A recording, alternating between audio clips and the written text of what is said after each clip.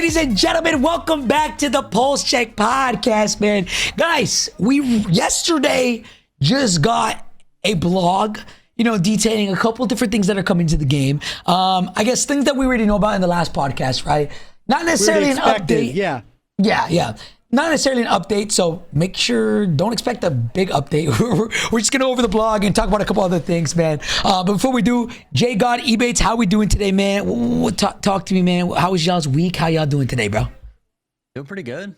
Just vibing, man. Excited for the upcoming seasons. I know, the game's pretty stale right now, and, I think we're all kind of waiting for Verdansk, but it's always nice to get, updates, and obviously we'll talk a little bit about that today, so it's always a good time. Okay. Talk to me, J God. How you been? I'm good. Just chilling, waiting. No rush. I don't have any expectations other than what they've already said. We already knew that from the start that we wouldn't get anything for season 2 because they said they cut back on the content. And then realistically, season 3 should be like the juicer with the better anti-cheat, Verdansk, and all the quality of life on top of quality of life plus new stuff that they even talked about. So I think it'll be fine once we get there. Yeah. And it's kind of dumb, like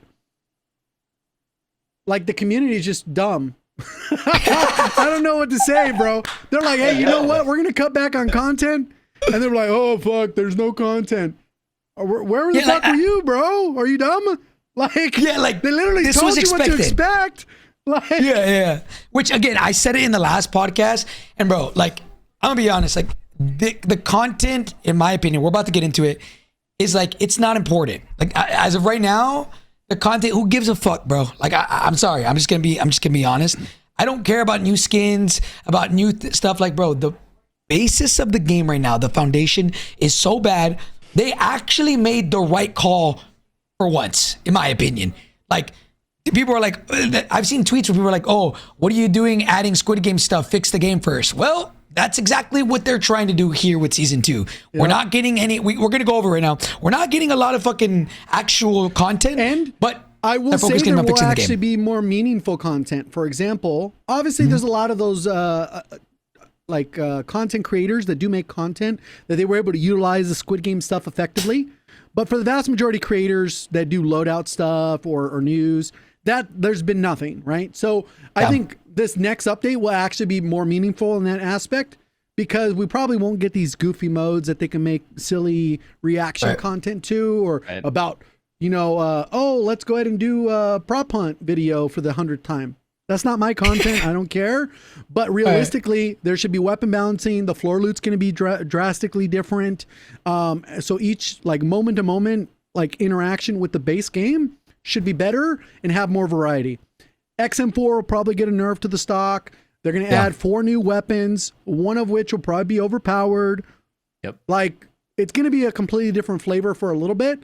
Ranked, probably won't see any big differences. I know they're going to change a little bit of the scoring, but realistically, the cheater problem won't be mostly resolved until season 3. They've already told us that. So it's I don't know. What are we tripping on? I don't know. Yeah. I mean, look, bro, at the end of the day, they've already kind of outlined what exactly is the kind of the process going forward. I think from a business standpoint, bro, I'm going to be honest. Let's keep it $1.50 here. The game's not going to be quote unquote saved in season 2. Right now, who gives a fuck about season 2? And that's that, this game is my life, right? It's all of our lives, right? So right now, I'm glad they made the decision. Hey, we're not going to be focusing on content. We're going to be focusing on actually fixing the game. That is the right call because if the game comes out in Verdansk, when there's actually going to be an influx of people playing your game, and that shit's ass, or that shit has bugs, and that shit's infested with hackers, G's, twin. It's done so. It's done so. So in my opinion, this is what they should be doing, right? What we're about to show you guys is not really, this is a content blog. So don't expect much. If you guys want to see what is actually being changing, we did a podcast on that last week. They went over a whole insane list. There are a couple things in there, though, that are interesting. We're in this one? Yeah, but it's in the multiplayer section. Okay. Which we'll talk about. Warzone. Yeah. If it does transfer over, which as a default, I think I know what you're talking about. I think I know what you're talking about. Yeah. All right. We didn't talk about it, but we know what we're talking about. Okay. So let's go ahead and peep at the blog for today, or that just came out yesterday. Let's look at this thing, right? I remember T-Dog tweeted out and said, yo, this is kind of insane. This is the first time I've ever seen there be the Warzone's like portion is so small comparatively to all the multiplayer and everything else. Again, I kind of expected it. Like, I know most people probably didn't, right? Most people are probably like, yo, what the heck happened? But I expected this, right? So I guess we'll kind of go through it. We're going to mainly be talking about the Warzone side of things today. But J-God, Ebates, if you guys have anything that you guys kind of want to see and want to talk about from multiplayer that might transfer over to Warzone, or etc., if you guys even want to talk about some stuff, please stop me whenever, man, and we'll kind of go over that. But let's go over multiplayer real quick. Like, we don't have to go through the actual blog. We can kind of go from here on out. J-God, what are your thoughts on multiplayer, and what are the big things that could potentially affect Warzone? I do see this slipstream perk, which is a big change, I think.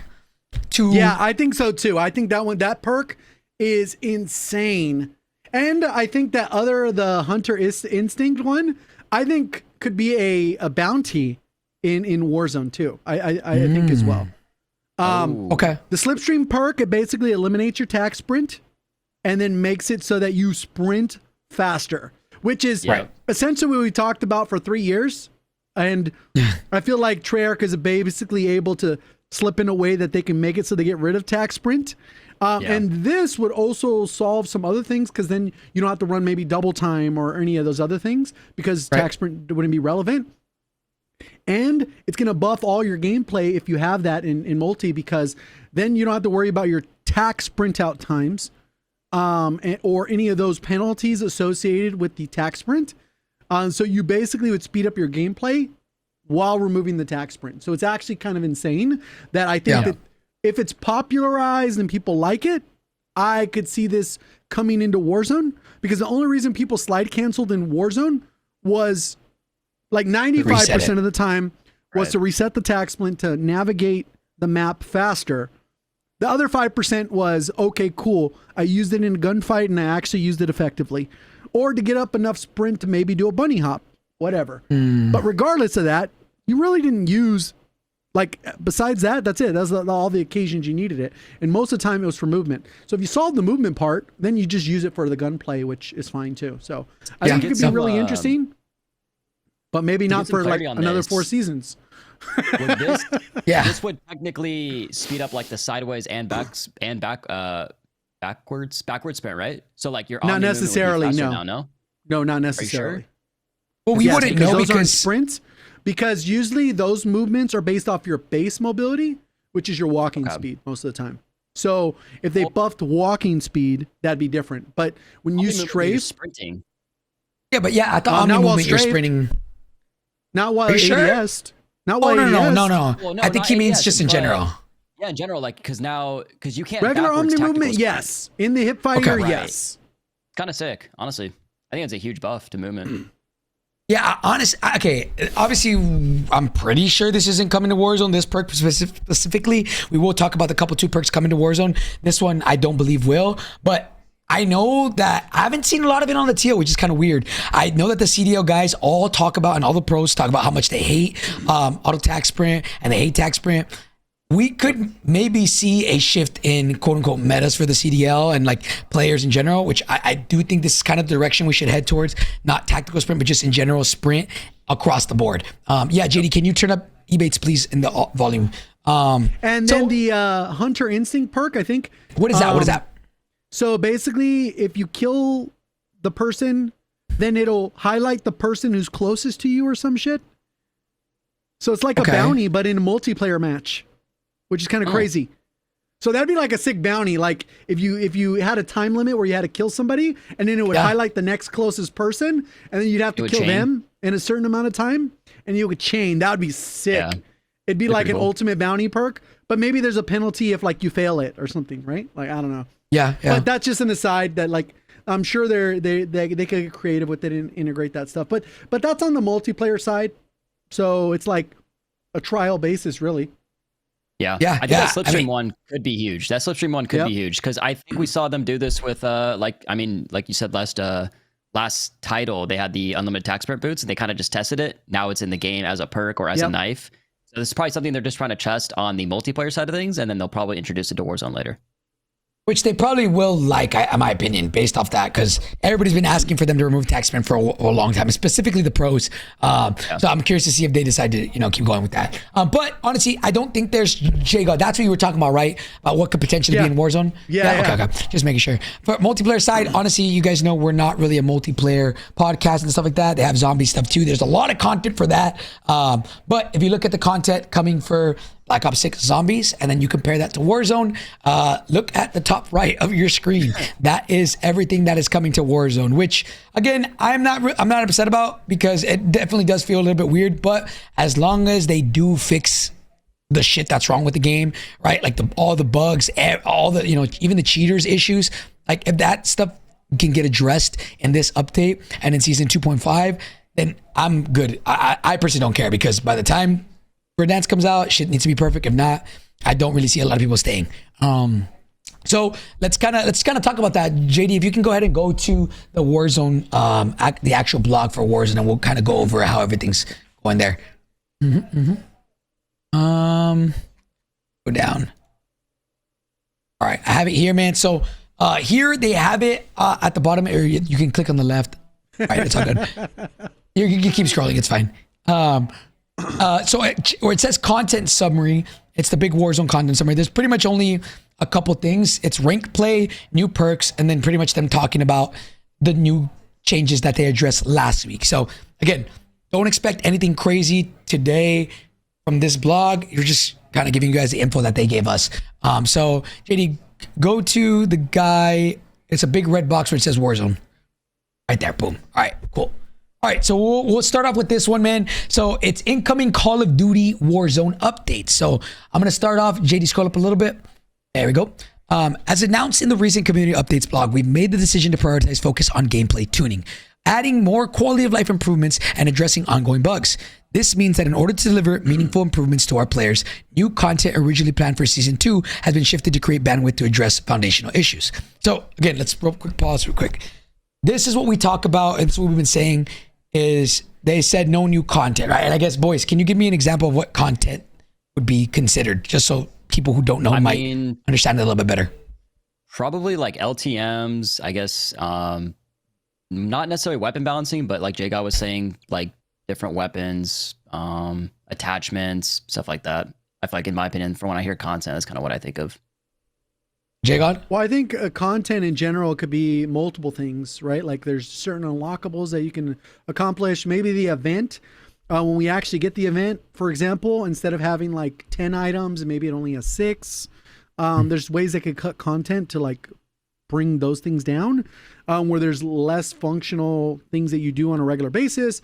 The LTMs is probably an important one. Maybe they had a list of 5 LTMs. We're going to only end up with 2. The reality is we won't know what got cut, because the list is being either cut and we'll never see that, or that content gets pushed towards Season 3, and then that's all it was. Maybe there was going to be a push to bring nukes back this season, like this update, but that doesn't get re-implemented. Obviously, we talked about in the last pod where they still have to solve for the backpack scenario, because obviously the Warzone nukes are really like, the backpack is a priority, like in the backpack system.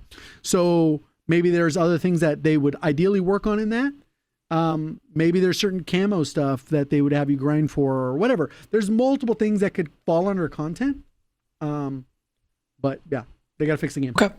Yeah. Which again, some people are saying, like, I see one comment said, no point on this update. It's actually a joke. Remember, guys, this is a content blog. The actual update, well, I guess we'll show you guys right now. They're actually doing, if they do it right, I'll show you guys why I say that. But their plans for Season 2, it's actually fixed. Like, they're fixing the game, right? Like the shit that's actually broken. They're not. This update and this blog specifically is for things like skins, fucking in-game events, new content. Like, they got rid of all that. Said, yo, we have to fix foundation, right? Just want to address that again so people know why there's very little right now, right? But the actual update is, we'll show you guys after this. But this is where shit concerns me. This next sentence, is where I'm kind of like, I don't know. They said these improvements won't come all at once. Rather, they'll be staggered across the season and with quite a few quality of life changes coming mid-season. Our priority is having the most solid foundation that Battle Royale can offer and are excited for players to see it all live. So, you know what? What's it called? JD, can you bring up the tweet that they put last week? I want to just recap so we can continue, right? But I'm actually curious off of what they gave us right now. We're about to bring up the list of what they're actually planning on giving us, right? What of that is coming at the start of next week, and what of that is coming in season 2.5? Because, for example, bunny hopping coming back in some way or another. Maybe it's nerfed, whatever, but it is coming back. Faster reload speeds across all guns, faster weapon swap speeds across all guns. What else, boys?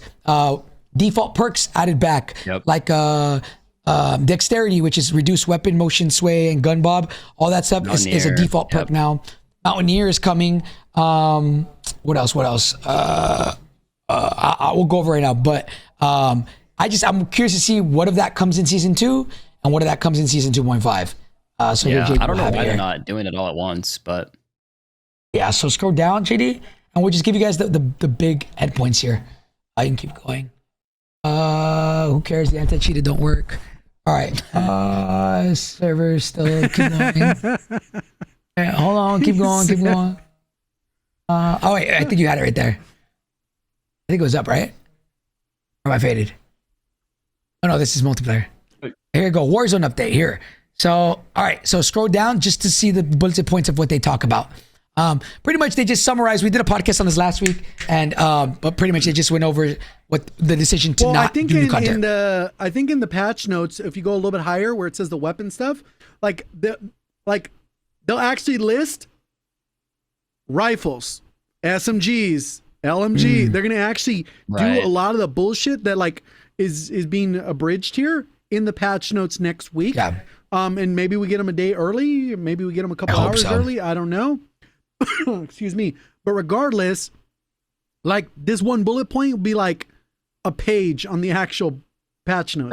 Right. Which I was going to ask you guys, if they do release it, I don't know what you guys are doing on Monday night. I would like to do a night podcast if you guys are down, if they release full patch notes or something like this. Because that would be fucking... Well, they won't post them probably till Wednesday. I'll probably post them Wednesday morning. Wednesday the update comes out Tuesday. Or is it Tuesday? Yeah, update comes out Tuesday, so it would be either Monday. Oh, it'd be Monday because it's 28th. Weird. Oh yeah, it is Tuesday. I didn't even realize that. That's crazy. We haven't had an update on Tuesday in forever. Yeah. So it would be Monday. Patch notes are gonna be like 6 a.m. Like I don't know, Tuesday. I swear if they do that, patch notes the morning of. They usually do patch notes the morning of. I hope, but I think didn't we have patch notes the night before or the day before? Recent, the last couple. Yeah, but that was when the update went out on Thursday and the patch was on Wednesday. Previous to that, updates were always on Wednesday, and then we got an hour early. So I don't know. I guess we got to. Okay, we'll see. Message somebody to see. Get a little bit of a heads up. Get a little bit of that Ebates intel, you know. Hey yo. So what, Chad? Just so you guys are aware of what's going on, let's scroll up to. I want to go over the points, JD. So scroll up where you talk about I'm going right here. So. Pretty much, reload speeds are going to be sped up across all weapons, anywhere from 5 to 20%. Reduced penalty. This is the big one right here. This is actually, I think it's going to make a big difference. Reduced penalty when sprint to fire, jumping from 35 to 10%. So it's, I guess, triple as fast. And increased jump ADS speeds by 25%. And adjusted bullet penetration across all materials. Pretty much you can't wallbang everything. Weapon swap speed increased by 10%. This one I don't think is going to do that much. I actually really like this last point. Remove burst and semi-auto rifles and low rarity pistols from ground loot because ground loot sucks. So I think that's a cool change. This is all coming season 2. Again, they said this might be trickled in. I don't know how many of these stuff here is in season 2 and how many of this stuff is in season 2.5. So we'll wait and see. So this one, we talked about this in the last pod. I'm curious why they didn't just directly say, yo, we're bringing back bunny hopping. But they said, increase both jump speed and successive jump height with one unmodified successive jump.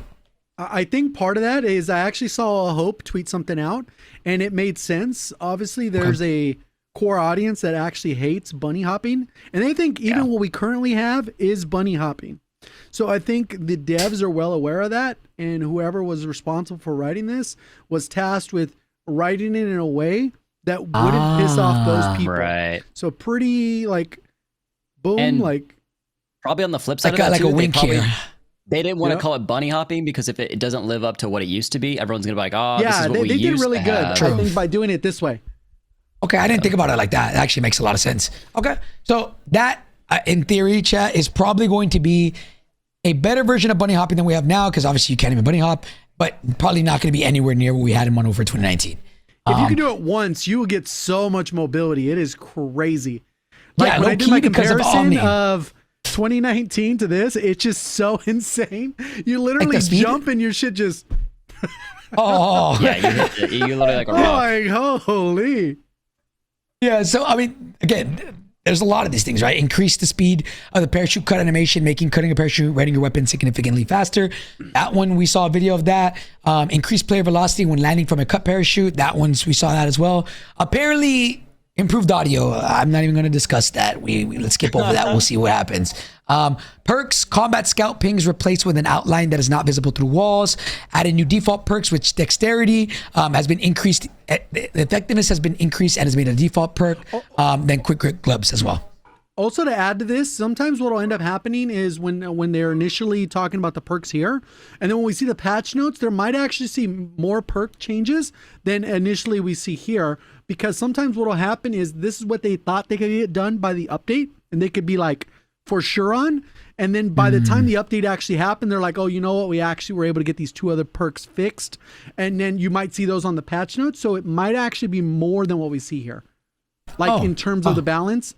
Because sometimes there's things where it's like, oh, we realized that people weren't using this perk, or we found out that bird's eye is too powerful now that you can see the directional arrows with elevation. So maybe they changed other things too that aren't going to be listed here. This is what they could commit to a lot of times. Right. I've seen this over and over. Yeah. Okay. That'd be fire if they actually do more of this. I'll be very surprised. Like, again, I'm if they can get at least all of this that they just tweeted out on the update on Monday or Tuesday, I would actually be surprised. I don't think it's gonna happen, but if they do, that'd be sick. If they get more than this, Jesus, I don't know. That'd be insane. Obviously hopeful, but you never know. Then they talk about Mountaineer returning as a perk, which is great. It's not going to be a powerhouse as they describe it, as it was in Modern Warfare 3. So it's probably going to be somewhere in the middle. Veteran now significantly reduces the damage of ticks. Grass grenades, satchels are now down from 3 or 4 tacticals to now 3. So maximum deployed tacticals reduced now. So instead of being able to throw 3 or 4 bouncing betties, you can now only do 2. Down from 3. Yeah, 2 down from 3 actually. Then gas grenades have been nerfed. And I think that's pretty much it, right? No. Advanced UAVs will now show elevation. And then apart from that, they do a bunch of other bug fixes. So again, those are the things that are coming next week. But the blog that we're going to go over, which again, we're going to finish this right now. There is no content. It's all fixes, right? So without further ado, JD, let's go back to the actual blog and we'll go over that real quick. Kind of a side note, but I kind of want to hear you guys' take on this. What do you guys think as far as shooting claymores, proximity mines out? Do you guys think they should blow up if you shoot them still? Or do you guys think that could be like a good nerf to them, is like where if you shoot them out, they don't blow up? No, I think they're fine to blow up. It just makes sense. Yeah. That's the way they've always been.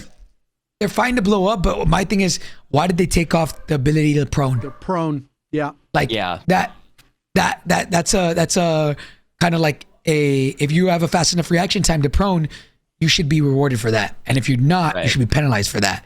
Right? Yep. A lot of the times Call of Duty talks about everything having counters and shit, but you can't counter that. Like you still get hit no matter what. So one of those things that I think just shouldn't be in. But anyways, we digress. Let's continue the actual blog for today. Rest assured, a full selection of content is still accessible with access to our maps, Air 99, Urzikstan Rebirth, and modes, Battle Royale, Resurgence, Plunder. Available in Season 2 launch. So I don't think there's really anything to see here. They're pretty much saying none of the modes are moving. They're going to have a couple of these like Terminator and Shadowhunt events, which I personally don't care for. So we'll get to it right now. So let's keep going. Let's talk about what actually content is coming. I know we said there's practically none, but there is 2 things. Now, what do you guys think about this? Right, there was one new perk, and it's I think the best one here, even though I don't think it's that great. Is called the reactive armor perk. It is in your perk slot 2, which means you'll have to sacrifice if you're playing right now with quick fix, you're gonna have to sacrifice that, or if you use like anything else, you're gonna have to sacrifice that. But what this pretty much does, I'll read it word for word. It's your armor will regenerate up to 50% if you haven't taken damage in the last 5 seconds.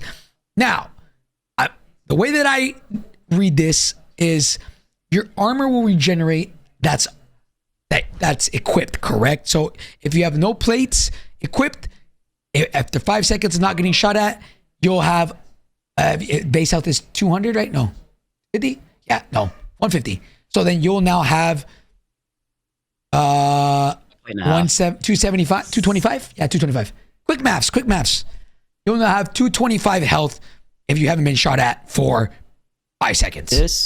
This is horrible. I'll be honest, this is trash. But people will use it. Like, players will use this. It's just, I think Warzone is not like any other BR. Like, Warzone's a very fast-paced BR, and TTKs are super quick. And this is more of something I would see that would be utilized in like a PUBG or just like a slower-paced BR. So I know there's players out there that will use it. You know, the Diamond Dads who are camping the roofs and stuff, and they are just trying to save plates. Like, I get it. People will use this, but for every faster paced player, it's virtually like, it's kind of a waste, honestly, in my opinion. I don't think anyone will use this on a higher level. Yeah, I'm gonna be honest. I agree that this will not be used because it doesn't make sense. Like, think about it. Why would you wait 5 seconds for this to plate up half of your plates as opposed to just holding your triangle and you can plate in 2 seconds, like fully plate, right? Right. Like the only way I see this being usable is if you're out of plates. Is end game. Yeah, if you're out of plates, if you're end game, you got no plates, and you're just focusing on rotation, like that's the only way I can see this being viable. I don't think this will be utilized as much, and I don't think it'll be effective. Well, I think one of these things too is it combines with specialists. So this is gonna be added to specialists. So it'll be one of those things where like you're running away, and then what'll end up happening is your health and your plates will fill up to halfway. Since you have tempered, you'll automatically get 1 plate back. So you'll only take 1 plate to fill up. I just think it's very situational where it's like, 1, you have to get your plates knocked off without getting knocked. And then you have to 2, you have to now wait 5 seconds before you can even do anything. I wonder if you're shooting and you don't get shot, and maybe it automatically plates for you. That would be kind of cool. So if you're the other thing that's different too is sometimes you have to pick between plating and reloading. So in this case, you'll go straight for the reload, and then now you'll have a full plate. Right. Yeah. So it's not like it's not like useless, but it's very situational. I think it'll be better than you think on paper. Right. But I don't know if people will use it because a lot of times what happens with the COD is people don't even try the new thing to get enough reps in. But I don't know. Maybe if that time was 3 seconds or something, it could be insane. But 5 seconds, it just feels like you're regenerating health, right? Like. That's the problem, though. They can't make this broken because if it was broken, it's a borderline. It would be insane. Like, it would actually be insane. So I don't mind it. In my opinion, it has practical use.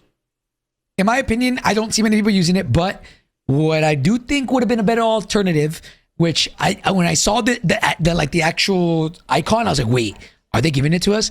I believe we had it in Iron Trials, but whenever you get a kill, you automatically, the game automatically gives you 1 plate. So it's like Siphon back in Fortnite.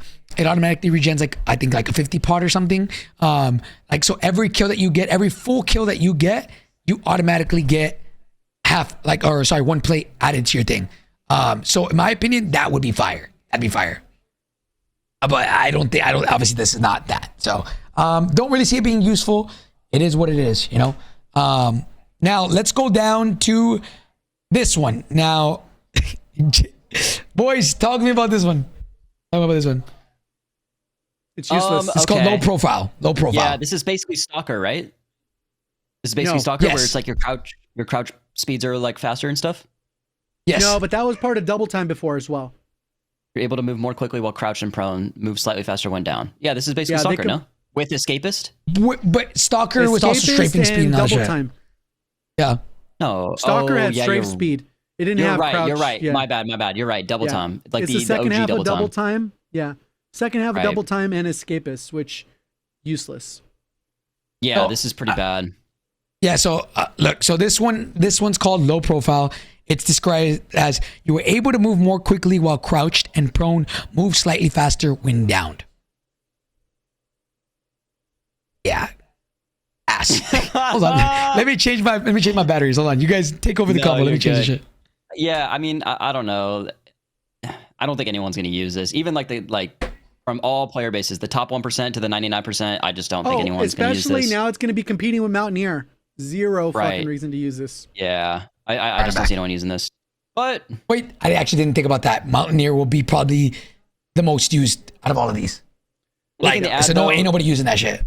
It'll be on specialists. I think that's the best part about it. It is just another bonus to specialists. Yeah. If you get knocked, you'll be moving on the map when you get knocked. Yeah, I wish they would kind of adjust other perks and make them more viable, as opposed to introducing new perks that are essentially useless. So yeah. Now scroll down. And then, so here it says, Season 2 of Warzone brings a wave of key updates aimed at tuning gameplay, improving quality of life, and addressing persistent bugs. Weapon reload and swap speeds, jump mechanics, parachute transitions, and audio clarity have been fine-tuned to bring Battle Royale closer to our intended experience. This extends further with adjustments to default perks, equipment count, and body shield behavior, which we went over a little while ago. That was all the list that we gave you guys.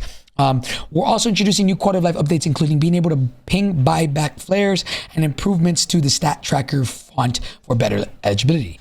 Regarding rank play, now this is the thing that I'm actually curious to see. They don't tell you everything, but regarding rank play, players will see a refinement to the amount of SR required. I'm assuming that means SR required to play, right? Like to play ranked? Because that's what that sounds like to me. And then it says, and adjustments to deployment fees. So now let's kind of get into that. Boys, let's go to rank play. This is my bread and butter. This is what I've been grinding, right? Yeah, you're going to So what do you guys think here? They're going to change the SR system. I know you guys don't really play ranked much. Like what are they going to increase the SR fees, you think? They probably will. I think the SR system right now is pretty good, but that's including all the hackers and the crash lobbies and all these issues. So if they're preparing for all that to be fixed, which we'll see when it happens. If they're preparing for that, then they do probably need to adjust the SR system a little bit just to kind of make it a little bit more competitive so people aren't only going up. But I think right now, as far as like when you go down SR, it's really only because of hackers or like crash lobbies or booters or, something weird. So I don't know. Right. Yeah. So look, I don't know what I actually like the SR system now. Like you said, there's an insane amount of hackers. So like everybody's SR is relative to the amount of hackers that they're running into, just straight up. And if you're running into one hacker a game, that is considered a good game. Like I'm not even trolling. That is a good game. If you're running into one hacker a game, that is a good game. Like most of the time you have 3 to 6 fucking hackers just going blatant.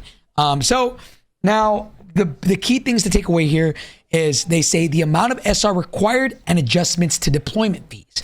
So I don't think they're going to change any of the SR, the actual SR like that you get. I think what this means is they're going to change how much SR is required to progress, and then adjustments to deployment fees that'll just continue to like minus, instead of it being minus 150 right now, that's max, they might even do minus 160, minus 170, minus 180. Right. In Warzone 2, I think it was like minus 200 was like the starting. Like 290.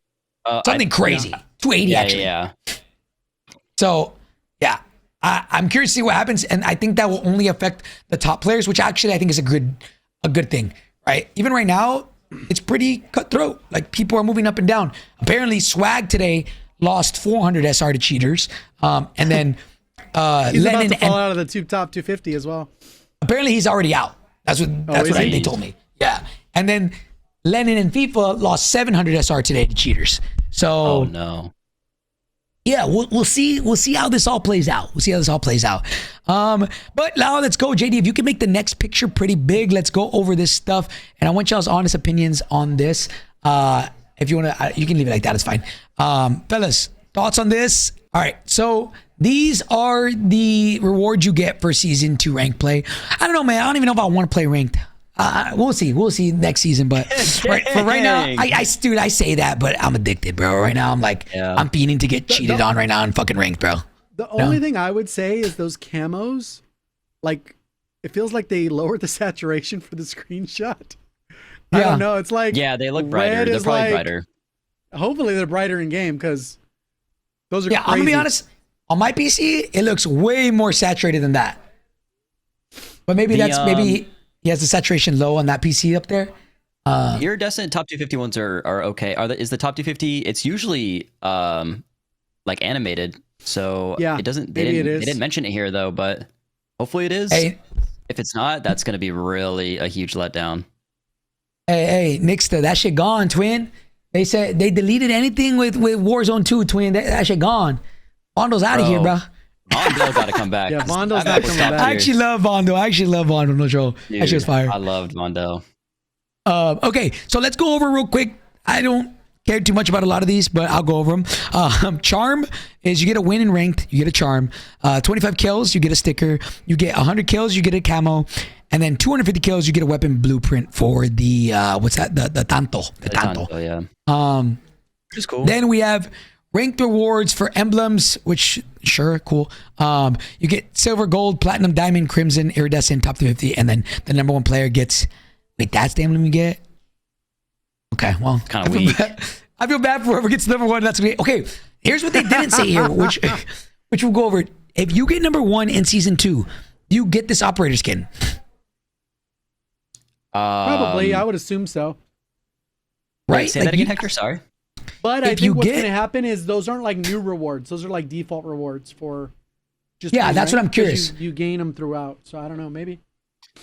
If you get top 2 or you get number 1 in the world next season 2 of ranked, do you get this skull skin? I feel like you have to, right? It doesn't say here, but I feel like you have to. Yeah, I know this I'm season assuming you they do. They would. There's no way they would have done it just for one season. Right, So right. I think that's something they're going to continue to carry on. I would like to see like camos for cars, like skins, like vehicles come back. I feel like that was really cool. That was cool. We used to have like the helicopter that used to have the rainbow behind it, right? Back in Warzone 1 and stuff like that. And I feel like it's just so dry nowadays. Like people, I don't know. Maybe if they introduce vehicles back again with Verdansk, that they'll start to do cosmetics like that. But I would have liked to seen ranked rewards go towards like other things. Even like a parachute, like a cool parachute. Yeah, where the or- parachutes, where the knives, like Yeah. now that we have nice cosmetics, that stuff. But yeah, I mean, look, the emblems are pretty cool. Apparently, people are saying these are all AI made. So yeah, take that however you want. Bro. So Conspiracies there are is crazy. apparently, I don't know, I have no proof. But you have the gold, the diamond, the platinum, the crimson, the iridescent, and the top 250. I actually kind of fuck with these. I ain't gonna lie. I actually like this. Like, dude, why do I like the iridescent stuff way better than the top 250 stuff? It's always gas. The eerie stuff is always gas, but it's like it's Because just it's super rainbow. bright and vibrant. Yeah, and rainbow. Yeah. Like it's just I've always liked the eerie stuff. Like, look, that skin right there. Like, JD, can you go back to the blog and show the iridescent camo on that operator? yeah. That one Like- looks sick. yeah, it looks Like, that cool. looks pretty cool. That looks pretty cool. But It looks now like the top two. the static one. But Like those are whenever it also was Modern Warfare operators 3. too, right? They're obviously those are the operators as well. Yeah, those Yeah, are the ranked yeah. operators. So that is what gold, iridescent, I'm assuming Diamond, diamond and crim. Yeah. So right now, these are all the camos that you get for season 2 ranked, and iridescent, I think is the coolest one. Top 250, I think it's pretty ugly. I'm pretty sure it'll be reactive and it'll move, but even then, I always thought they were pretty ugly. The only one that looks cool is the iridescent one, but it's static. Probably it's not going to be reactive. Yeah, it's definitely So- static. Yeah. So, all right, JD, you can scroll down. That is all of the rank stuff, and here's everything that they give you. Now, bro, there's just general content stuff, which I'm honestly, bro, I'm not gonna sit here and promote these fucking bundles. I don't care. But let's scroll down and let's go over the guns that are coming, which I hope some of these are meta. So let's go over the PP, the big PP here. The push, the PPSH is coming back, and it will have a default 32 round mag, and yeah, I'm curious to see what comes with it. Fully auto with submachine gun, fast fire rate. We all know this, boys. Do you think this gun will be meta on launch? I hope so. I don't know. I think one of the things somebody mentioned to me is if you look at through the attachments there, it doesn't have a rear grip, so you're not able to speed up that slide to fire time or the sprint to fire time. It won't be meta then. It may not be meta. That's part of the problem. It could Dang. by default already have faster things, but that's why it's missing 10 levels, right? It doesn't have those attachments. So I don't know. I didn't even notice that. Yeah. No, I didn't even notice that because like right now, ergonomic grip is a necessity, when it comes to playing like in ranked and against really good players. So that's weird that they don't have any rear grip fire mods. Yeah, they don't. They have an underbarrel. No, the default might be good on it. So yeah, I don't know. I hope this is meta because I used this back in the Cold War update and I really liked it. So hopefully they make it good. Do you think they'll have the hip fire one? No. Oh my gosh, No. bro, that thing was insane. Vanguard thing was was insane. ridiculous, bro. I think one of my most viewed TikToks is literally like, yo, I'm using Repulse's like PPSH hipfire build, and like I was just cooking with it. Like actually insane. I'm not gonna lie, that thing was actually broken. So I hope it's good. I really do. I'm not a big fan of a lot of the Black Ops 6 subs right now. Obviously it's because they suck, but we'll see how they actually feel when they make them better. So now scroll down. We have an assault rifle, the Cypher 091. This is an AR.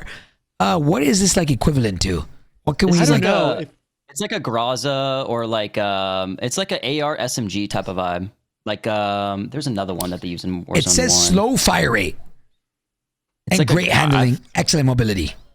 Yeah, this will be like an SMG AR type of vibe. It'll probably be trash. It'll probably be I hope trash not. because of the slow fire rate, mobility. No. Yeah, Yeah, but it says those two slow things don't fire really rate go along. with fast mobility and great handling. Maybe a sniper support, but up close. It does look like an FFAR to me, like the body looks similar, but I don't think it is. Nah, FFA I just shot hope way we too get new. fast. Look, bro, I just pray and hope that we get a new meta AR. I get a lot of people want the new meta sub as well. I think we should too. But I actually like the Jackal. I think it's fun. I just hope they make whatever Oh yeah, guns it are doesn't have a meta. muzzle. That's cool. Oh, What'd you say? GG's. Optic barrel, underbarrel no mag, muzzle? rear grip, stock, laser, fire mods. The what? GG's. this like- Who knows if is this any of these are something going to be meta? Is this something new they're doing? They're just not including every category on it? What if they No flip the ones suppressor long for range? Yeah, you're fucked. what if they flip the ones for this gun and then the PP, bro? Nah. That's kind of weird. All right. I don't know. Yeah, like I said, I think this thing will be trash. But Okay. All right, Yeah, it then could the have a next suppressed gun, barrel, but even then, that's bad. the next gun they got is the Fang 82. It's an LMG, and let's see what exactly this. It's People are going to be saying a this fully was like the auto. stoner. Okay, very slow rate of fire with insane damage and handling. So thing it's could be really insane. fast. Wait, this actually could be good. yeah, this thing could be insane. So it has the best accuracy and handling in this class. The Fang 82 LMG offers a more aggressive frontline option for players looking to stay in the thick of the fight without losing the LMG firepower expected of the weapon type. While the base weapon magazine size is lower than its peers, the 5 magazines provide ensure that you'll still have a lot of ammo to chew through before running low. Okay, so this might feel like an EM2 type shit. I like that. I like that. That's what this is giving me. It says accuracy, mobility, and damage, but slow fire rate, so you can't miss a bullet. So this might be a high skill gun, Yep. I like that. or it's gonna be dog shit. Like as far as like damage, it's not gonna actually be that damage, unless this it's like thing an could be Odin. It's gonna be Mag horrible size like is the Odin. 30. I wonder what kind of mags they have on this. It'll probably be Mag size 45, 30 50. start off. Yeah. Wait, I Nah, want to this talk thing about could be something. really good. Somebody just brought something up. I'll wait for it. But boys, AMAX is back. What do you mean? Just wait. All right. So we got the last gun, primary weapon. The TR2 is a marksman rifle, which is the FAL pretty much. Yeah, the you FAL. already know the FAL. You know the way this Hackers works. can't The wait FAL. to get their hands on this. Holy, inviters cannot wait. I hope it's gas, man. bro. I hope it is. The biggest problem for me though is it's going to be marksman rifle ammo, so it should be sniper, right? Or no, Yeah, marksman it'll rifles be- use rifle. Yeah, Yeah. So let's scroll down where it talks about the new special weapon attachments. And I think I predicted this. I don't know if it was on stream or it was on the podcast. I said, watch. The AEK looks way too much like the AMAX for them to not make that shit automatic and make it meta. So right now, this is what they've added. They've added a crossbow attachment, which I'm not going to say here. I don't, it's whatever.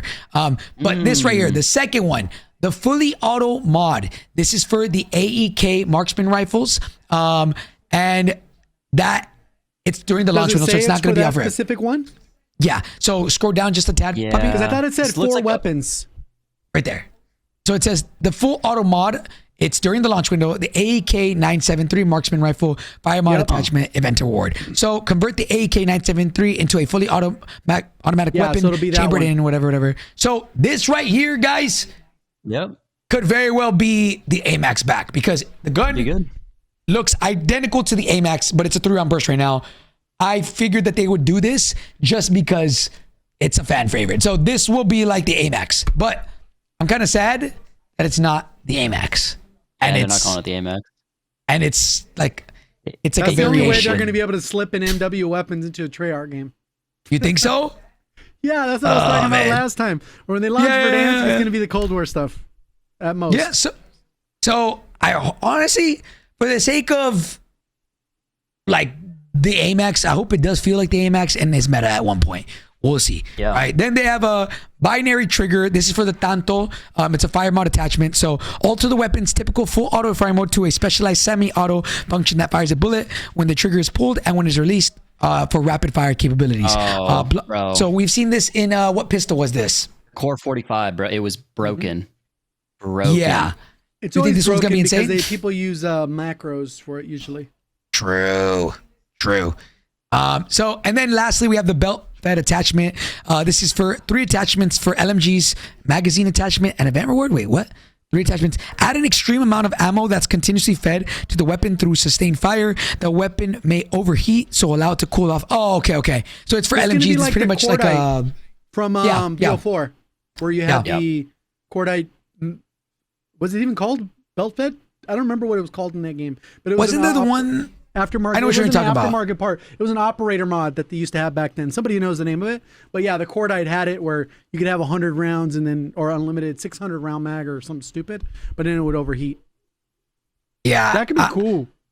I think out of all these 4, the 'Cause you ones that won't- I'm it solves the biggest problem with LMGs is reloading. You won't have to reload. It'll just be one big ass mag.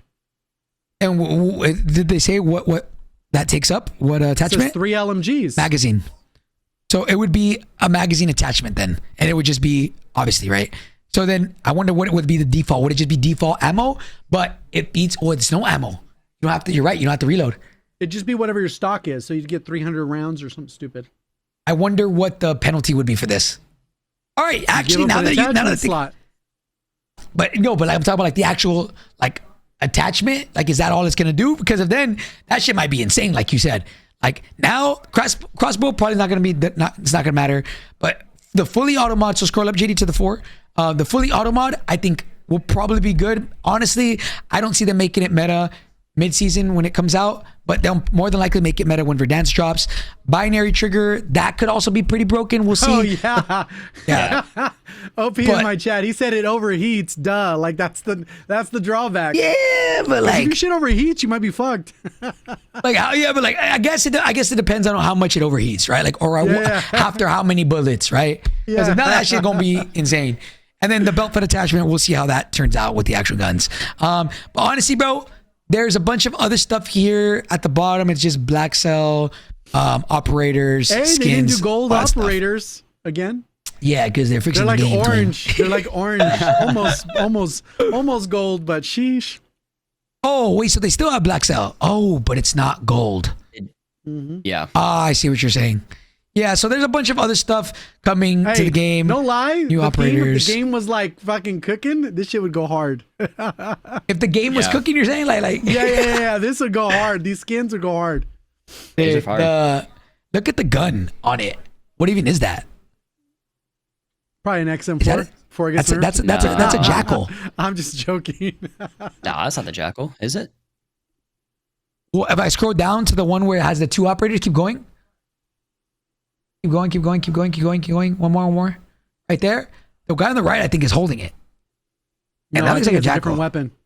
Oh, you think so? It does look like a Jackal. The 50 round mag. Yeah, but I think it's a different weapon. Oh. Okay, well. That looks more yeah. like a rifle body. Listen, Yeah, it does look like again, the PDW a little bit. they have, like, what type of vibe is this? Like, ninja / The The one on the right is I 100% don't Ninja. They should. Where's our Mortal Kombat crossover, bro? That's Come actually on, insane. That's a look it roast up. skin. Is it Timu Deadpool? Timu Deadpool. Shit. Yeah, bro. I mean, yeah. Honestly, these are cool and all, but I'm more care It that they doesn't fix the matter game. if the game's Yeah. clicking, yeah. The game shit. They're doing a Terminator event. We'll see how that goes. But honestly, guys, that's it for the vlog. That's pretty much it. And Not too so bad. not a lot of stuff changing as far as content perspective, but more so getting the game, all the actual important shit. Hopefully will be fixed next week. We shall see. Fingers crossed, but not too hopeful. Right. Like you said, Well, that one realistically, this clause- update is the only thing the update is supposed to do is be like when it actually comes out, people will go, oh, they actually did what they said they were going to do. That's the whole, Yeah. that's season 2. Right. Like if they don't do that, they're fucked. It's just that If it comes clause, out though, with that more Hector brought up. bugs, Yeah. The clause that Hector brought up where it was like, they don't know, they're not going to all do it at once. So it's just a matter of now, how long do we have to wait for everything to Yes. kind of come in? yeah, That's the only thing which I'm worried about. I do hope that they release majority of these off rip because we are all, the game is down bad, bro. And like they need some form of positivity in the things that they do because right now, since the game came out, it's pretty much all been negativity from what I can tell. Right? Like with hackers, bugs, server issues. It's like, bro, Black Ops 6 was fire. Like everybody thought it's gonna be, when Warzone comes, it's gonna be sick, bro. I Yeah, literally I thought said it was there's generational. no way Treyarch misses. And then it came out and it just was not what we all expected to be, sadly. So yeah, but now let's kind of move on, boys. We're gonna have to wait and see next week. Expect for anybody at home, expect an early podcast when the update drops. We're gonna definitely go over it and figure out how go over the patch notes when those drop. Hopefully a day early. Hopefully they announce them. But let's go over now. Just kind of a quick recap, guys. We don't have to go too in depth here because we are still about 4 or 5 months out. Let's be honest here. But Yeah. let's talk about competitive Warzone and the current state. And Ebates, I've been yapping, so I'm gonna let you take the forefront of this. I know you're very passionate about this. JD, please bring up Ebates' tweet and let's discuss. I Yeah. want to hear the community's Kind of just lay some feedback ground. and So yeah, everything. for those that are watching, Apex is having their champs this week, I believe, in Korea. Or is it? I forgot where the actual think it's event is. Japan. It's in Japan Actually, or don't know. Tokyo. Is it Tokyo? I think they're boot I don't camping know. right now in Korea. And they sold Actually, out it's Korea. It is Korea. 30,000 What does the seats. ticket Like, cost though? What does the ticket cost? fully sold out. I'm not sure. That's a good question. But it's crazy because I know the game. I follow Fade. He's like a creator. He's probably one of the bigger creators on Apex, and he's tweeting about the game for the past like few months about how bad it is, like terrible. Like the game is just awful. It's in an awful state. Like you would have thought he was playing Warzone the way he was tweeting, and it just like kind of reminded me. I'm like, dude, like the game is. If their game is in a horrible state, like they have hackers, they have all these issues. There's all these like things that are going on. There's bad developer decisions going on, and they're still able to sell out their stadium for like their esports. It just kind of like made me realize I'm like, dude, those two things can thrive. Like you can have an esports like scene, and you can also have like a casual content side. And I feel like Warzone in general, like I know it's like wishful thinking, but I feel like I'm very passionate about it. I know Hector is. I know J God, you're very passionate about it. We're all very passionate about competitive Warzone. There really is a lot of potential like in Warzone for a successful competitive side. Now, whether people want to say the game's not competitive, yada yada, like that's totally fine. It really could be a great competitive game. Like I think if there was enough support there, I think the game really could thrive in a competitive level. And it's just, I guess, frustrating for me because I'm like, dude, why haven't we tried? So I guess that's kind of what strike this tweet for me. I was just like, dude, I was just frustrated. I'm like, why have we not tried? You know what I mean? So that's just like the background. Bro, the tickets are $13. Yeah. Bro. Which is great. Do you know how That's the expensive problem, World though. Series fucking was? That's the problem though, right? Oh my God. Like when we showed up to the World Series of Warzone, that was one of the biggest things where we talked about, we're like, these prices are fucking ridiculous. What was it per ticket for the weekend? Like it was like $80 or something, dude, like $120, $110, $120. Way too much. I think Activision missed a mark on it. Huge. I think they know they missed a mark on it.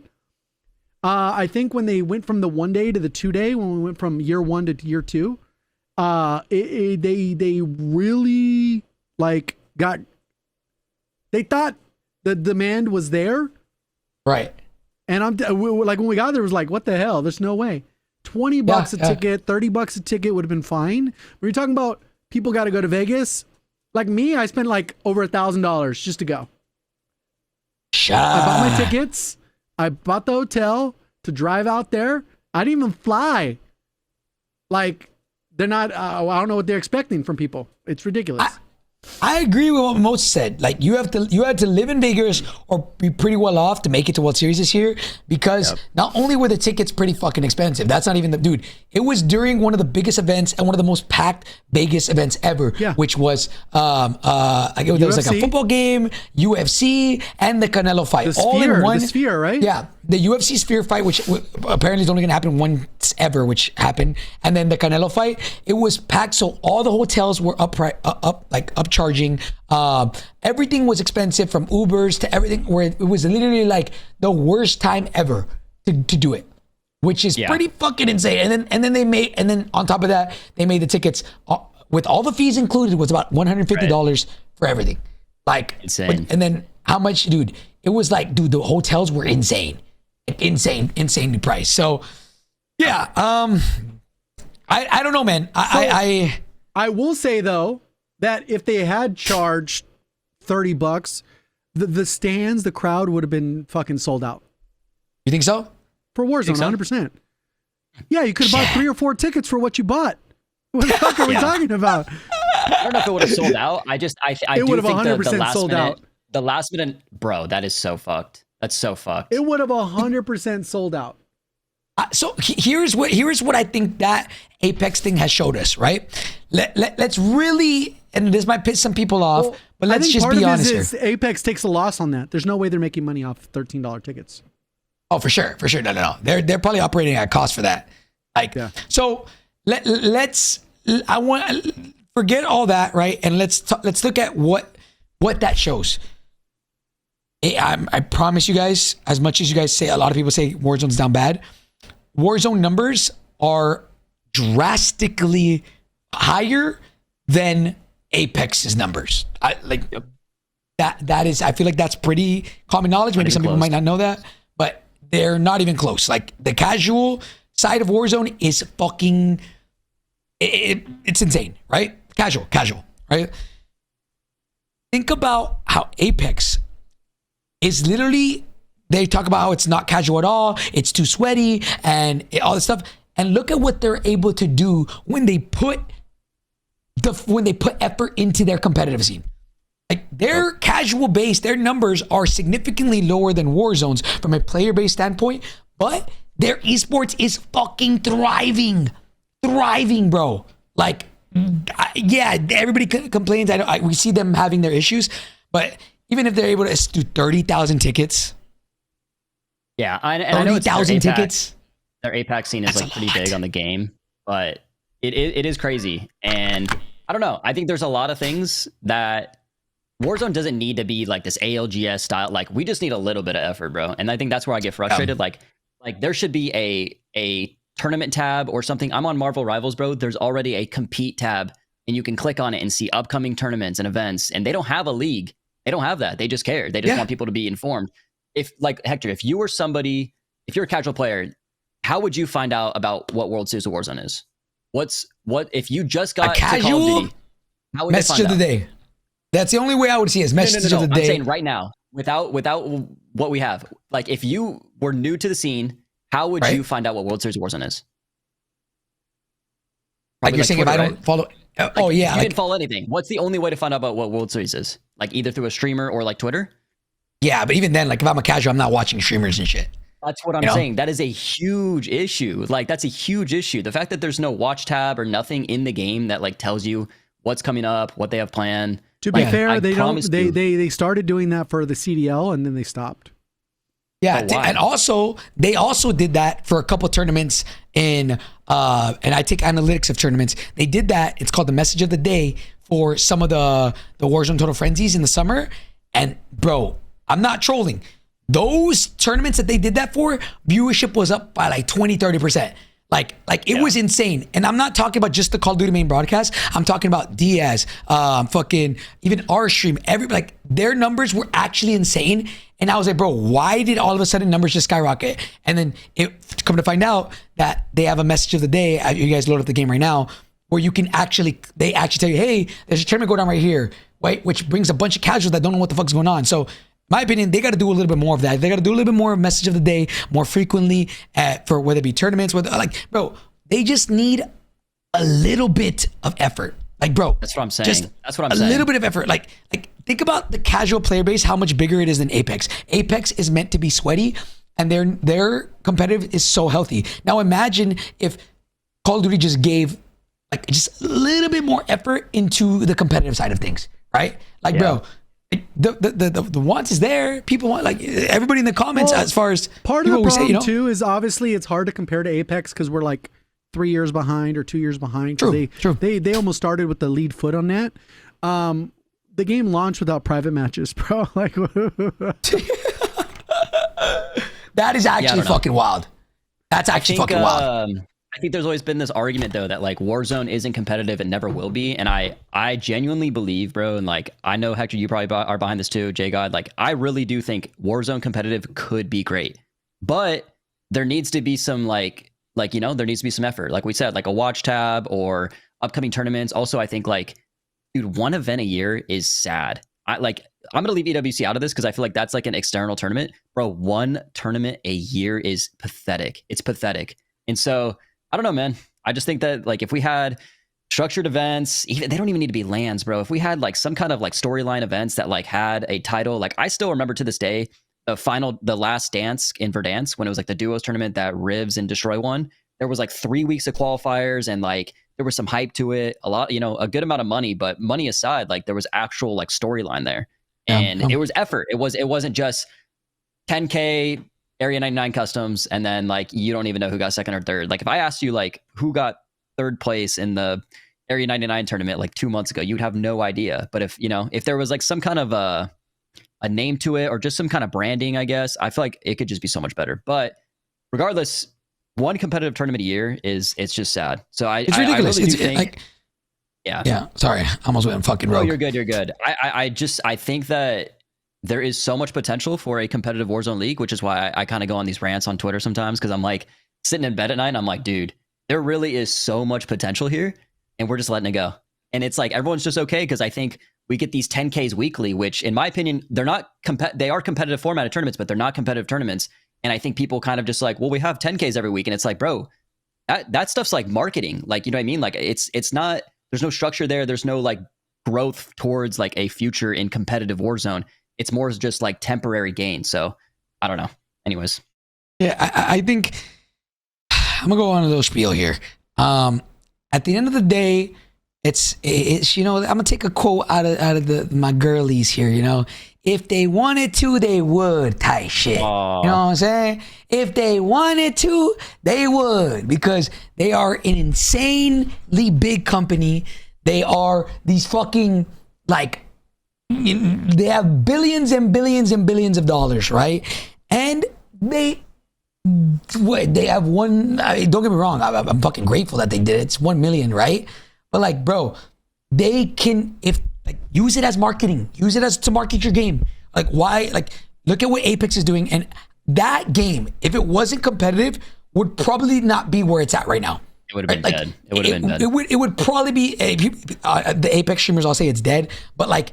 It would be way more dead if they didn't care about competitive. Like Call of Duty can have both, bro. Like, yo, don't even change nothing. Leave the game as this low skill gap game. Fuck it. I don't even care. But give these guys a reason to want to grind and get better. Right now, because there is not a lot of skill gap in the actual game, the skill gap is who can play together the best as a team, right? Which, as we saw last year, that proved that there's a fucking skill gap, right? The same team kept fucking winning because they're just that much better than everybody, right? Like, but imagine if there was opportunities for, Joe Schmo to go and try and compete and learn how to get better, right? Imagine if there was like LGS where they have 3 to 4 LANs a year and, they have little things, online stuff every single, 2 or 3 months to kind of work towards, and it's a constant need to get better. Then you have orgs wanting to get involved and want to be like, hey, yo, like I want to pick up teams, bro. I'm fucking leaking and I don't care. Bro, there are hella orgs hitting me up, hitting fucking Ebates up, hitting a bunch of people up saying, hey, who do we pick up? And I have to tell them, look, guys, like, they don't even tell us. We don't know anything until fucking probably April, May. Like, I would love to give you my advice on who to pick up. And, you know, you guys reach out to me. You guys, I'll tell you, hey, these are the guys that I think you should pick up. These are, you know, the next prospects. But, hey, they don't tell us anything. We have one tournament a year. So think about it from a business standpoint. Why would any org want to get into Warzone if they have one tournament a year? Yeah. Like in all actuality, it's kind of insane, right? Now, the only reason why we have orgs now in Warzone is strictly because EWC and everything that comes with it. When it comes from an org perspective, Warzone is getting carried by EWC from the org's perspective because people are picking up players not for World Series, they're picking them up for EWC. Why? Because those orgs have a potential to make $10 million as just an org if they win. $8 million. Not to mention that now it's going to be probably even more than that, probably even 15 mil price for the winning team or something like that, right? Then let's not even begin to discuss how EWC can't have more of a prize pool than World Series of Warzone because then they'll piss off Activision, then they'll outshine them. Let's not even talk about that, right? Let's not even talk about how, you know, the players that went to World Series aren't even get paid, bro. Like, hey, and then the shadow bans on top of it, bro. I was talking about it too, like in the group chat. What reason does any up and coming player, what reason do they have to come play Warzone? They have zero reason, bro. There's zero reason. If you were a talented kid in high school or whatever right now, you're 16, and you're like, yo, I want to like play competitive whatever. You have zero reason to come to Warzone. You have zero reason. So we're pushing all this potential talent. Could be huge content creators. I mean, I'll use Donk as an example. He's like 1 in a million, but CSGO, he's 17 years old, breaking records. Like, there could be a kid in NA who's like a demon on COD who just is like, dude, I'm going to go play a different game, or I'm going to go play Valorant, or I'm going to go do this. But if we had some kind of structure in Warzone, we could potentially be building the future of the game, and even on a content and like viewership level, not even just like competitive. So I don't know. There's just so many like, oh man, there's so many avenues right now. I feel like we're just like missing, and it's like so frustrating because it's like, you know, especially everything like Hector you've built with like Pullze Check and everything, the watch parties. It's like, bro, if like we're just never gonna like, is there gonna be any kind of pushback? You know, it's like it feels like a giving, and there's always giving, no take. And then, yeah, the fact that Diaz hasn't been paid out 100K in 5 months is insane as well. Plus shadow bans. I mean, Grimey's another guy who's been trying to prove himself. He is very lucky to be on a good roster playing with Gabe and like Jackal. And this guy can't even stream the game. He can't even make content if he wanted to because he's shadow banned. So this guy that's getting opportunities could be making a name for himself. He can't even stream on his own name. And when he's winning tournaments, they're winning on Grillmaster 73, not even his own gamer tag. So like any exposure he's trying to get, he's on a different account on Beckaboo 1290 or Grillmaster 73. Like, what are we talking about? It's so insane to me that we're hosting competitive events and we have people playing on different accounts. It doesn't make any sense to me.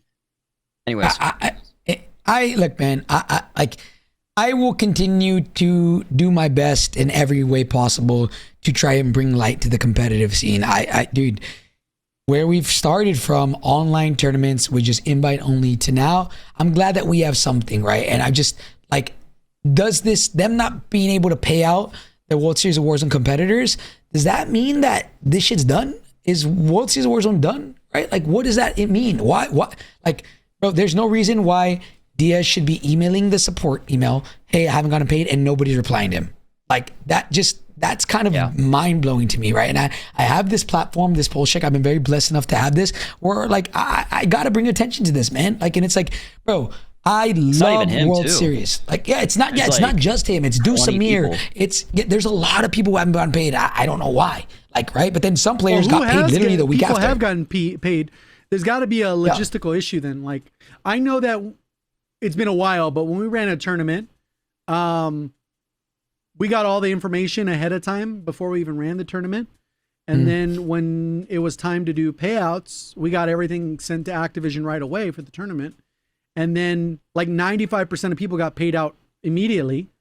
The 5% were the ones that didn't respond to their email. It got slipped through the cracks or something where it ended up in spam or whatever. So it's not always just like somebody in the chat said, get a lawyer or whatever. But the reality is they might have already made attempts to try and pay you. They may actively be trying to make it, but the creator themselves haven't followed through on their end. I don't know the apparently, details because I don't know. Yeah. Apparently, they're not responding to the emails. That's what we have a whole competitive. We have a whole competitive like group chat, and they're all saying like, dude, they just don't reply, and they're all posting screenshots of them like being like, hey, like their emails, and nobody's replying back to them. That's the crazy part. That's like you know, when they were telling me after 2 months I haven't gotten paid, I'm like, all right, guys, like it takes a while. What's weird too is normally you have a direct contact now 4 months too with that stuff. Like normally, what'll end up happening is obviously it's the esports whatever, but then it'll be like Tom.activision.com is the one actually replying to you. Like, didn't they have those combos at some point? Or no? I don't know. It seems that's crazy. the thing. Here is what we're like. The people in charge of World Series of Warzone are contractors. They're not a part of Activision, right? So as soon as the tournament's done, well, they're done. They are not required to work anymore. But who's responsible for the payouts? Because Swag got paid out like I think 2 weeks or something after the event, right? Like, but same with DJ. why? So DJ Mas got paid out as well. But so why are other people's not, right? So like, who's responsible for that? Yeah, exactly. Yeah, there's something obviously going on. But like, I feel like if people like Diaz, myself, anybody with a voice doesn't speak out, nothing will ever change. As far as this, like, you know, like me, my Doritos. Swag never gave my Doritos when I won that tournament 3 years ago. You know what I'm saying? I got mine, man. Hey, I got mine. Did you really? No. I never got my Doritos. I'll say that, Chris. I'm still waiting for my Doritos, man. You know. But yeah, dude, I don't know. Like when it comes to the competitive side of things, man, I love COD. I love competitive Warzone. It's the last 2-3 years of it has been fucking amazing. I pray and I hope and I wish that one day we have 3 to 4 LANs a year. I'm so happy that another, company has stepped up, EWC, and has hosted something, because honestly, EWC was fucking amazing, bro. Was fucking amazing. Like it was actually the most insane trip I've ever been on my entire life, from a production standpoint to a trip to the way they took care of their players. It was fucking amazing. And so, like, bro, I feel that if somebody from there, we said, yo, Activision gave the permission, they could throw their own league. I'm not even trolling. Like, they told us that Call of Duty Warzone and Call of Duty Multiplayer was one of the most well-received games out of all of EWC. Because over there in Saudi Arabia, the 2 main games that are like mostly played are FIFA and Call of Duty. And so like, but right now they can't do anything, or nobody can, if it's more money than World Series Warzone, which I get from a business standpoint, but it's like I don't know, like I just wish that there would be a league that's like, give people the opportunity, give anybody who has the skill but maybe doesn't have the notoriety to have a chance to compete. Even though, yes, that is the case right now, but it's only one time a year, right? You have the World Series of Warzone. Anybody can compete in that. I don't care who you are. You can have 1 follower. You can compete and you can qualify in the World Series of Warzone. You can compete if you're good enough, right? But how can these guys get any practice consistently? As of right now, I'm the only one throwing scrims, practice things, right? Like I'm doing my best. If I'm able to throw a tournament with Activision, I always try and make sure that I do open quals. If you look at all my Pullze Check Paloozas in the past, I think with the exception of 1, they've all had open quals where I try to let anybody in. It's first come, first serve, right? Like first come, first serve. Like if you sign up, you get automatically entered and you get a chance to qualify, right? That is what I think we have to do consistently, whether that means changing the marketing tournaments that we do, every week to 10Ks. Hey, what if it was 10K, but if there's 40 spots, you leave 5 for the community, right? See if anybody wants it. Like that'll be even something as small as that, right? If there's 14 spots for an Area 99 custom, why not give one of those spots to an open call? So side note, what is the turnaround time on a lot of these tournaments that you're watch partying every other week? Turnaround in what sense? Pay. Oh, like how long does it take to plan? Oh, pay? No, to pay. Oh, shit. I have no idea. And I think that's because obviously, like, let's say on average it's like 6 months. Net 90. Net 90. Isn't net 90? I don't compete, so I wouldn't know. Debates. So net 90. So 3 months from when you complete the tournament to when. Wait. I think about that. Yeah, I think the payment I'm waiting on still is I played a creator 2v2 on Area 99 with Nakari. It was like me and Nakari, and then it was like Tim. I know Timmy was in that one probably a couple months ago, and I still haven't been paid for that. maybe a month. And a half Echo said ago. that Total Frenzy pays out in 1 month, but eFuse normally is 2 to 3 months. Which, I mean, I do believe they tell you that at the start, as far as like Total Frenzy. Yeah, so I don't know either about way, eFuse. that amount of time, how Ashe many days said has it net been 90 is the since World standard. Series? That's what Ashe said. Ashe said net 90 is the standard, but I want to make something clear. Like, I think, again, I'm so grateful for the Warzone Total Frenzy stuff. I just wish that we had more competitive structured tournaments, because I think that's the disconnect there for me. Is like, it's going back to Twitch Rivals. I know Goj did an interview or some kind of interview with Cloudfuel, and he was like the head of Twitch Rivals back then. This is back in Verdansk, and basically Cloudfuel was like, this was when we were trying to get like rule sets in our customs for like Twitch Rivals, because there was no rules. Like in Twitch Rivals back then, there was no bans, and Right. Cloudfuel was like, guys, like, I'm hosting this for Twitch. Like, this isn't like a competitive event. And Goj was like, I don't think you understand. Like, this is all we have. Like, this is our comp. Like, when you played a Twitch Rivals back then, it was literally like you're playing World Series Warzone.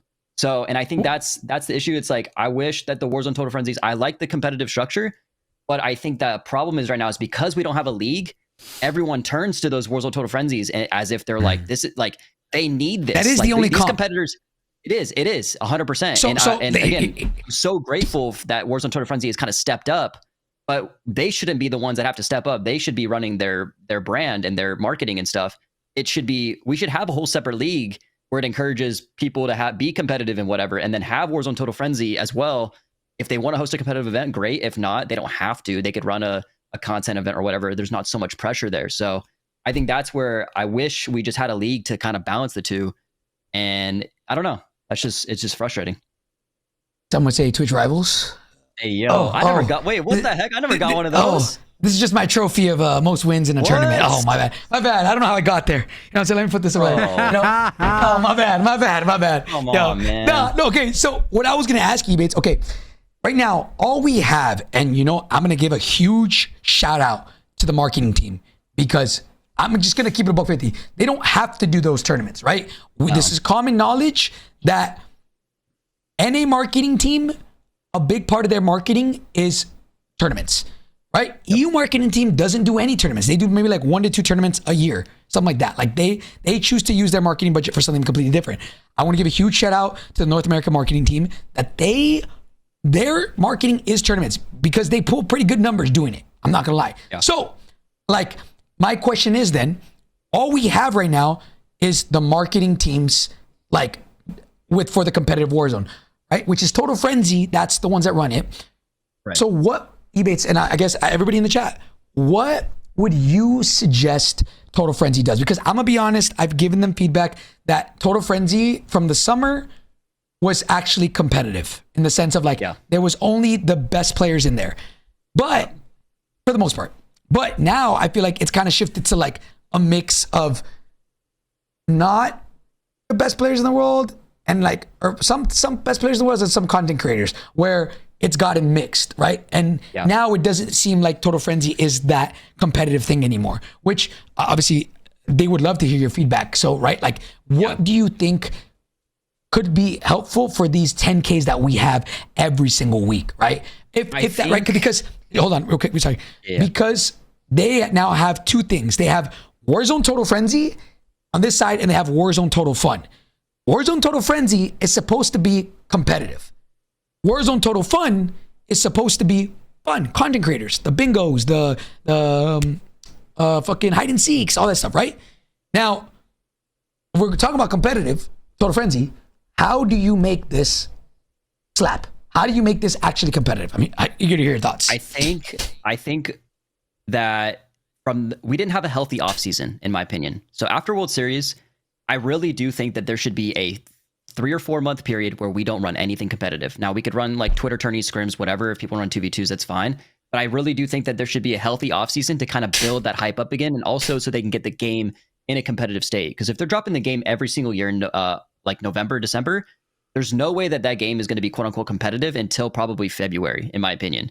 Because they needed, like, last year we had like breacher drones that were super broken, and then there was like perks. We didn't have a rank mode. And I feel like in order to build that hype up again, you kind of have to take it away. It's like you have to take it away for a few months and let people kind of miss it. Like, oh, I miss those custom tournaments. And I know we did for a little bit, but the majority of people probably just didn't care that we were running tournaments again. Like they probably just didn't even have enough time away, or competitors didn't have enough time away to where they're like, holy shit, I've been missing this stuff. So I think like from, let's say the game drops December, I really do think those 2 months should just be content events. And we should just really save all fun. the competitive, like total fun, have some cool formats. You know, some of them can be like competitive formatted, I guess, but like make them fun and not like super, super competitive. And then come February, we can kind of start introducing those competitive events and stuff like that. And it gives people time too to kind of find like teams that they want to play with. Because I think like this year we kind of rushed into it. We didn't really have like a healthy off season where teams had time to kind of figure out who they want to play with and stuff like that. But yeah, I really do think that like coming in February, like we start to introduce it, and then boom, like April hits and we just hit it hard. EWC, World Series of Warzone, it's like 5 or 6 months of just like pure passion, and like people are like, holy shit, like this is exciting. So I think the year-round stuff, it's great, but I think it does kill a lot of the hype. For me personally, I actually didn't expect you to say that. I'll be honest. I don't know how I stand, whether I agree or disagree, but I didn't expect you to say the way you make it more competitive is to have less of them. I'm more talking about if there was 10Ks weekly, how do you make those 10Ks competitive? That's why I guess, you know. I think a lot of it is just who's in the event. Now, yeah, you could host qualifiers and stuff like that, but we're seeing it right now where Huskers is not playing events, Aiden's not playing events, Breadman's not playing events, and those are people because it's like they just want to stream the game and like make content, or the game is in such a bad state because we rushed to play tournaments where the game is just not competitive. It's not in a competitive state right now. So that's like, for me personally, I'm like, we need to wait a healthy amount of time so that the game is in a healthy state so that people are actually excited to play events rather than being pushed away. So that's kind of how I see it. Now you could have like qualifiers and stuff like that, which could work, but I don't know. Yeah. Okay. I'm hearing you. I mean, I have a little bit of a different opinion. I think some of these guys, and Colin just said it, which kind of, I don't know if that proves my point or not, but I think a lot of these guys and what I've seen, because I didn't want to throw customs. I'm throwing customs right now only because the players are begging me to. Like quite literally, I was like, yo, I'm like, we don't have to, guys. We can chill. They're like, no, please. Like players are tired of running into hackers on ranked. And that's all the content that they get right now. Like they play ranked, but they're tired of running into hacker. At least if we throw tournaments, they have something to play that is not hacker infested, even if it's for 3 hours a day, right? 3 hours on 3 or 4 hours on 1 day a week, right? At least in my opinion, what I think Total Frenzy should shift to is more of like purely and strictly competitive. That's what I think, where no matter what tournament there is always, and this is a dream, I know it probably will not happen, I would hope that there comes to a point where Warzone Total Frenzy has open quals every single week, where if there's a Area 99 kill point, I understand this is our marketing. Remember guys, these are marketing. So the goal here is to get as much viewers as possible for the game, right? That's the goal with these marketing. It's marketing, right? But that doesn't mean you can't have both, right? So if there's 14 captain spots in a Warzone Total Frenzy, you should have 1 to 2 of those as open quals. If you have 40 spots in a big map tournament, 5 of those should be open quals. Right now, no one has any way to go from unknown to playing with the best players in the world. There is no path to pro. There is no challengers. There is no, you know what I'm saying? Like, how do people get an opportunity who have never played a tournament in life but are fucking gross? Right? And in my opinion, the only way to do it is to do 1 or 2. That, have open quals for every single tournament, or instead of doing 1 tournament a week, they literally do monthly budgets, have 1 big ass tournament at the end, and they have like a competitive season for a month. I get it. I agree. You know? But I think it goes back to the issue of what I was saying earlier with the whole Twitch Rivals thing. It's that we're now putting the competitive like idea into Warzone Total Frenzy. Now Warzone Total Frenzy is our quote unquote league. And that's like where I think it just needs to be separated a little bit. Like I think if they're going to market them as marketing tournaments, I don't think they should be like the only competitive thing we had. And again, it's wishful thinking, but this is why we need a league, because people need a way to get there instead of like being lucky that they got invited or whatever through a tournament that was strictly for marketing and stuff. So I don't know. I think it goes back to, for me, is the Twitch Rivals issue where Cloud feels like, yo, like we're hosting a Twitch Rivals event, not a competitive event. And Go just like, well, this is our competitive. And it's like right now, what do we have? We have Warzone Total Frenzy. That's our competitive. And I don't think it should be that. We should have a league for Warzone. And I think it's just like so disappointing we don't have anything for Warzone for no reason. Dude, Warzone League could be so successful. Imagine if some way, somehow, Warzone Total Frenzy combined with World Series in some way, right? Like, you know, D, that's literally what we just said, D. Like, we literally said that word for word. Hold up. No, D. We literally just said that right now. So, like, in my opinion, like, I don't know. These are all fairy tales and what ifs, right? But if we never put them out into the world, the shit would never happen. So maybe one day somebody hears this and is like, you know what? That would be a good idea. Like, imagine if the Total Frenzies were integrated some way, somehow into World Series of Warzone, where you get points, and then I don't fucking know, man. There just needs to be a reason for these guys to want to play. That's it. Let's say we never get a league. If Warzone Total Frenzy wants to like kind of introduce some a new idea, I really do think that the Boom TV, the last Verdansk Dance was a really good event. They did like 6 different qualifiers, and it was like a duos customs, and you had to like qualify, and each single one had like some money. Now, if it's only a 10K thing, maybe it's just a qualifier, then those teams advance. There was like different groups, basically. I think like groups are great for viewership, and I also think that they build some kind of storyline. Also, like titling an event under some kind of umbrella, like again, the Last Dance or the Last Hoorah. Like I still remember those like to this day because they were marketed in a way that they had some meaning or some value. So that would be great. Yeah. I feel like this guy Jose thinks that we're the ones that haven't paid Diaz. He said, forget league, pay Diaz. Well, guys, we agreed. Diaz needs to get paid, bro. Shit, we gotta buy this piece of land, bro. Diaz needs to get fucking money, all right? Everybody sub to Diaz, please, bro. Yeah, man. I don't know. Look, bro. I would hope in 2 to 3 years from now that we have pushed forward some way, somehow. Bro, Hector, 2 to 3 years, like I get it. 2 to 3 years from now, we have no up and comers. I'm telling you, there's nobody that's grinding the game in high school right now who's thinking, I want to go be a professional Warzone player. There will always be somebody. There will always be somebody. There will not. I promise. Grimy came out of nowhere. Grimy came out of nowhere. From multiplayer. Grimy came from multiplayer. No, but he came out of nowhere is what I'm saying. There will always be people that come out of nowhere. Bro, you have fucking Grimy last year. You have fucking this year. You have Enkyo last year. You have Adrian the year before that. You have Sage out of nowhere. There will always be people. I disagree with that. I don't think so. I don't think so, man. Gabe I think last people year. Are going. I think people are going. Well, Gabe's been around for like 4 or 5 years. I've known Gabe for a while. He's been around. I get what you're trying to say, but what I'm saying is like this, there will always be people playing the fucking game. Dongi came out of nowhere, right? Like there will always be people playing the fucking game. Right now, like there just needs to be a way for people to fucking compete. Like and we're on the same page on that, I believe. Like we both care about the competitive scene a lot. And I don't know, like I keep saying 2 to 3 years because bro, I'm gonna be honest. I know the way this shit works, and we ain't getting a league this year or even next year, I don't believe. I think if there was to be a league, it would have to be 3 years from now. Like, not this year, not next year, but the year after that. Because, dude, like, let's not get into it. But I just don't believe that am I hopeful? Fuck yeah. Like, I would probably fucking cry if we get a league for these guys, right? But I don't think that it would happen this year or next year. That's in my opinion, way too fast. Like again, there needs to be a team for Warzone. Right now, the team for Warzone competitive is they're what's the word? Contractors. They're contractors. They're not man. There needs to be an internal team. There needs to be an internal team for Warzone specifically that only handles competitive Warzone. That's what they need. But right now, they're just contractors. They're not actual, So yeah. Before I get into say things that I shouldn't say. Yeah, there's so many things I want to say. I'm just not going to say it.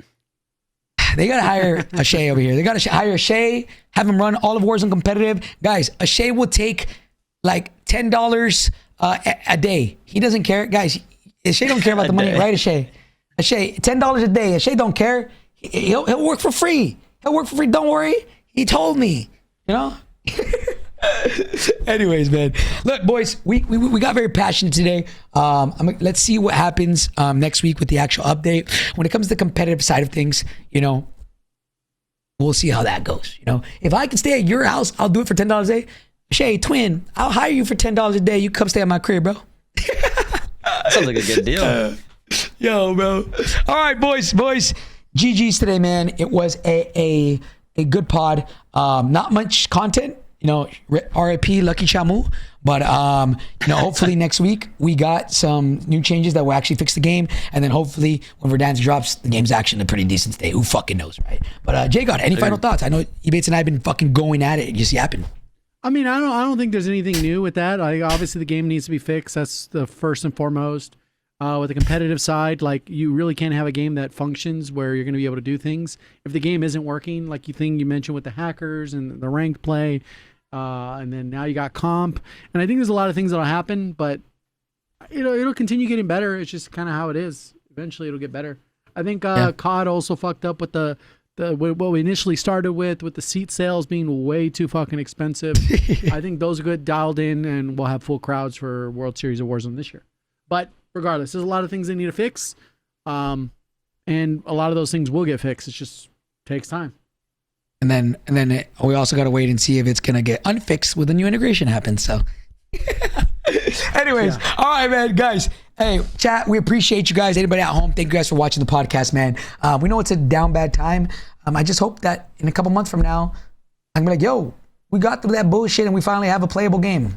Who fucking knows? Copium. Who knows? But Ebates, J God, appreciate y'all, man. Thank you guys as always. You guys are the fucking goats, and everybody at home. We love you guys. We'll appreciate you guys, and we'll catch you guys in the next podcast, baby. Peace.